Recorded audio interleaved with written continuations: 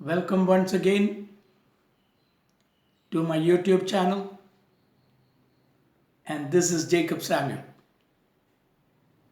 And for today, I wish to share with you the following jokes that has occurred at an interview in India. A trading company had once advertised in the local newspaper a vacancy of a clerk, to which many applications were received. The general manager of the trading company, while browsing through the applications, had seen that one of the applicant had a PhD qualification. The general manager was surprised as to why an applicant with a PhD qualification is applying for a clerical job. The applicant was called for interview, and during the interview process, the general manager realized that the responses provided by the applicant were not keeping up with his PhD qualifications. He therefore demanded to see his qualifications.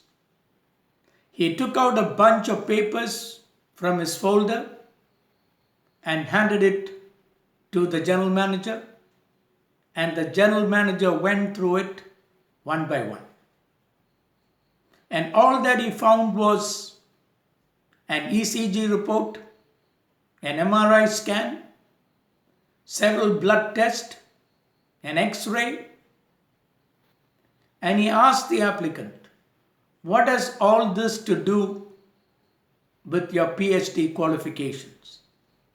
And the applicant replied, "Well, sir, for me PhD is not Doctor of Philosophy, but it is pressure, heart, diabetes."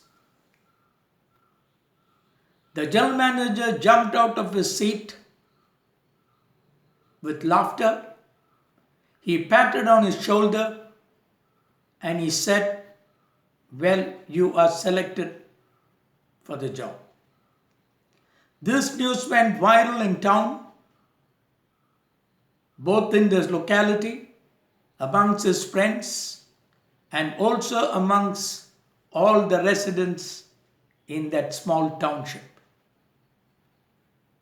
And a man decided to play the same prank. He had seen an advertisement wanting a clerk in a finance company, and the finance manager had called certain applications, shortlisted some of them, and he was also surprised to see that a man had an MABL qualification, and that is Master of Arts and Bachelor of Law. Today, of course, you don't call it BL, Bachelor of Law, but it is abbreviated as LLB, which is still Bachelor of Law. He was called for interview, and to his surprise, and to the manager's surprise, he discovered that the answers provided by the applicant was not keeping up to the mark of the qualifications that he has received.